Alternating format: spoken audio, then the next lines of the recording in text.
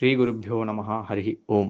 ಆನಂದ ತೀರ್ಥ ವರದೆ ದಾನವಾರಣ್ಯ ಪಾವಕೆ ಜ್ಞಾನದಾಯಿನಿ ಸರ್ವೇಶೇ ಶ್ರೀನಿವಾಸೇಸ್ತು ಮೇ ಮನಃ. ಪರಮ ಪವಿತ್ರವಾದಂತಹ ಮಾಘ ಮಾಸದಲ್ಲಿ ಅನೇಕ ಹಬ್ಬಗಳು ನಾವು ಆಚರಣೆಯನ್ನು ಮಾಡ್ತೇವೆ. ವಿಶೇಷವಾಗಿ ಮಾಘ ಸ್ನಾನ, ಅದರಲ್ಲೂ ಪ್ರಯಾಗದಲ್ಲಿ ಮಾಡುವಂತಹದ್ದು ಬಹಳ ವಿಶೇಷವಾದಂತಹ ಒಂದು ಸಂಗತಿ. ಆನಂದ ತೀರ್ಥ ಭಗವತ್ಪಾದರು ಬದರಿಕಾಶ್ರಮ ಪ್ರವೇಶ ಮಾಡಿದ್ದು ಮಾಘ ಮಾಸದಲ್ಲೇ.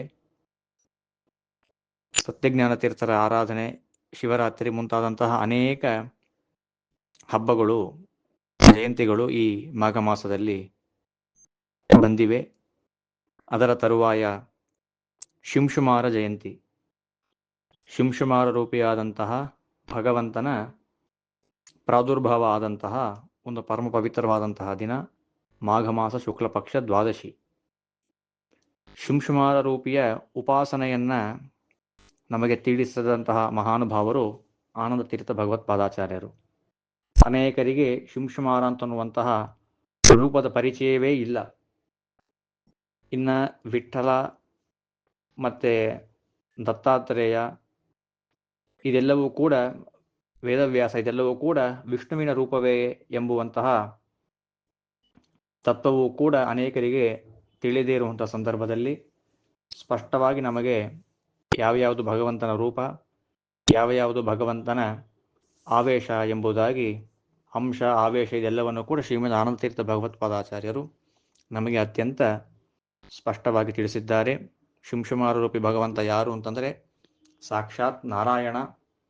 ತಂತ್ರಸಾರದಲ್ಲಿ ನಮಗೆ ಆಚಾರ್ಯರು ತಿಳಿಸ್ತಾರೆ. ಶಿಂಶುಮಾರನ ಧ್ಯಾನವನ್ನು ಹೇಗೆ ಮಾಡಬೇಕು ಅಂತ ನಮಗೆ ತಿಳಿಸಿಕೊಡ್ತಾರೆ.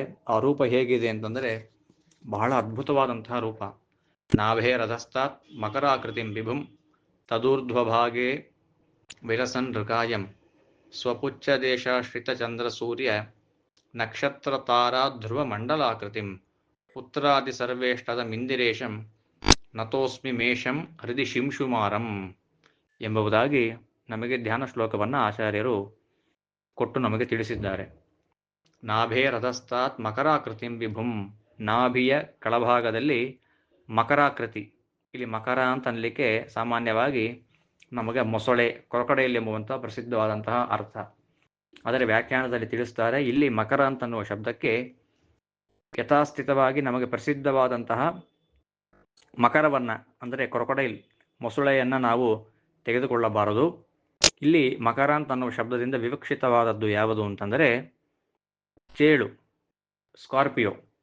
ಆ ನಾಭಿಯ ಅಧೋಭಾಗದಲ್ಲಿ ಆ ಚೇಳಿನ ರೂಪ, ಆ ಚೇಳಿನ ಮೇಲ್ಗಡೆ ಆ ಚೇಳಿದೆ, ಮತ್ತು ನಾಭಿಯ ಊರ್ಧ್ವ ಭಾಗದಲ್ಲಿ ವಿಲಸನ್ ಋಕಾಯಂ, ಅದ್ಭುತವಾದಂತಹ ತನ್ನ ಬಲಗೈ ಹಾಗೂ ಎಡಗೈಯಲ್ಲಿ ತಾನು ಶಂಖಚಕ್ರವನ್ನು ಧರಿಸಿದಂತಹ ಅದ್ಭುತವಾದಂತಹ ನೃಕಾಯ, ಮನುಷ್ಯರಂತೆ ತಾನು ಮುಖ ಇದೆ, ಒಳ್ಳೆ ಕಿರೀಟ, ಕುಂಡಲ, ವೈಜಯಂತಿ ಮುಂತಾದಂತಹ ಎಲ್ಲ ಅದ್ಭುತವಾದ ಆಭರಣಗಳನ್ನು ಧರಿಸಿದ್ದಾನೆ ಭಗವಂತ. ಮತ್ಸ್ಯರೂಪಿಯಾದ ಭಗವಂತನಿಗೆ ಹೇಗೆ ಕೆಳಭಾಗದಲ್ಲಿ ಮೀನಿರ್ತದೋ ಹಾಗೆ ಇಲ್ಲಿ ಈ ಚೇಳಿನ ರೂಪ ಇರ್ತದೆ. ಸ್ವಪುಚ್ಛ ದೇಶಾಶ್ರಿತ ಚಂದ್ರ ಸೂರ್ಯ, ಆ ಪುಚ್ಛ ಭಾಗದಲ್ಲಿ ಯಾರ್ಯಾರಿದ್ದಾರೆ ಅಂತಂದರೆ ಚಂದ್ರ, ಸೂರ್ಯ, ನಕ್ಷತ್ರ ಇವುಗಳೆಲ್ಲವೂ ಕೂಡ ಈ ಶಿಂಶುಮಾರ ರೂಪಿಯಾದಂತಹ ಭಗವಂತನ ಪುಚ್ಛವನ್ನು ಆಶ್ರಯಿಸಿ ಇದೆ ಅಂತ ನಮಗೆ ತಿಳಿಸ್ತಾರೆ. ಧ್ರುವ ಮಂಡಲಾಕೃತಿ, ಆ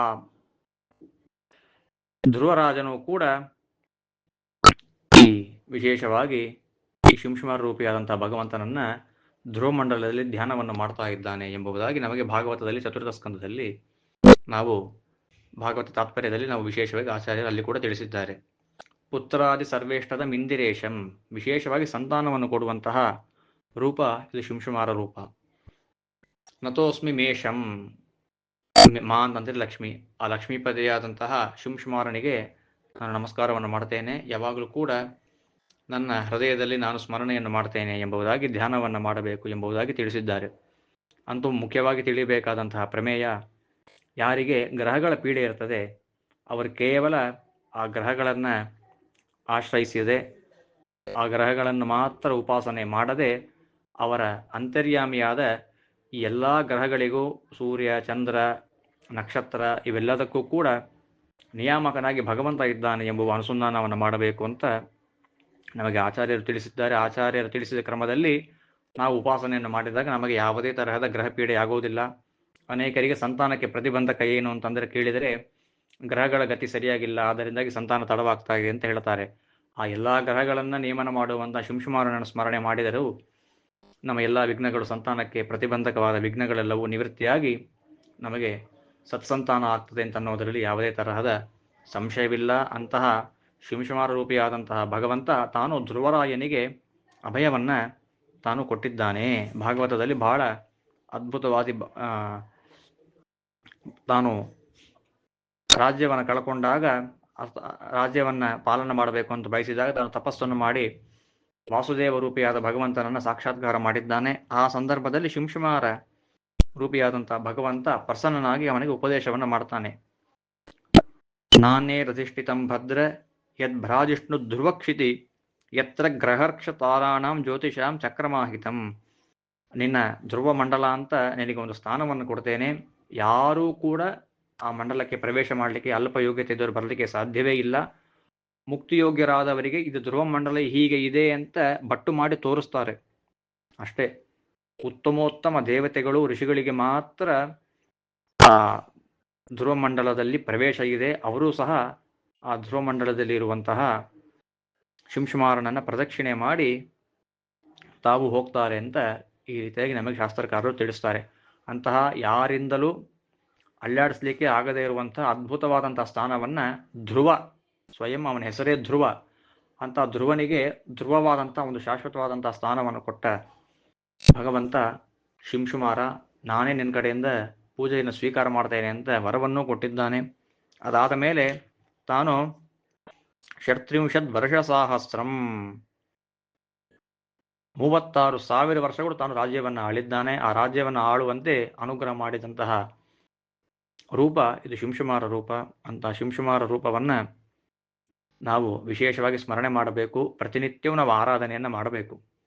ತೀರ್ಥ ಅಂತ ನಾವು ಮಾಡಬೇಕಾದರೆ ಶಾಲಗ್ರಾಮ, ಚಕ್ರಾಂಕಿತ, ಸುದರ್ಶನ, ವಿಷ್ಣುಪಾದ, ಗೋಪಾಲಕೃಷ್ಣನ ಪ್ರತಿಮೆ ಮತ್ತು ಶಿಂಶುಮಾರನ ಪ್ರತಿಮೆ, ಇವು 6 ಇದ್ದಾಗ ಮಾತ್ರ ಅದು ತೀರ್ಥ ಅಂತ ಕರೆಸಿಕೊಳ್ಳುತ್ತದೆ. ಇವು 6ರಲ್ಲಿ ಯಾವ್ದಾದ್ರು ಒಂದು ಇಲ್ಲ ಅಂತಂದರೂ ಕೂಡ ಅದು ತೀರ್ಥ ಅಂತ ಕರೆಸಿಕೊಳ್ಳೋದಿಲ್ಲ. ಅಂತಹ ಪ್ರತಿನಿತ್ಯವೂ ನಾವು ಉಪಾಸನೆ ಮಾಡಬೇಕಾದಂತಹ ರೂಪ ಈ ಶಿಂಶುಮಾರ ರೂಪ. ಅಂತಹ ಶಿಂಶುಮಾರ ರೂಪಿಯಾದಂತಹ ಭಗವಂತ ನಮ್ಮ ಎಲ್ಲ ವಿಘ್ನಗಳನ್ನು ಕಳೆದು, ಯಾವ ಗ್ರಹಬಾಧೆ ಇಲ್ಲದೆ, ಯಾವ ಪ್ರತಿಬಂಧಕಗಳು ಇಲ್ಲದೆ ನಮಗೆ ವಿಶೇಷವಾಗಿ ಜ್ಞಾನವನ್ನು ನೀಡಿ ಧ್ರುವನಿಗೆ ಅನುಗ್ರಹ ಮಾಡಿದಂತೆ ನಮ್ಮ ಯೋಗ್ಯತಾನುಸಾರ ನಮಗೆ ಅನುಗ್ರಹ ಮಾಡಿ ನಮಗೆ ಧ್ರುವವಾದಂತಹ ಜ್ಞಾನ, ಭಕ್ತಿ, ವೈರಾಗ್ಯಗಳನ್ನು ಕೊಡಲಿ ಎಂಬುದಾಗಿ ನಾವು ಪ್ರಾರ್ಥನೆಯನ್ನು ಮಾಡೋಣ. ಹರೇ ನಮಃ. ಗುರುಮಧ್ವಾಂತರ್ಗತ ಶ್ರೀಕೃಷ್ಣ ಅರ್ಪಣಮಸ್ತು.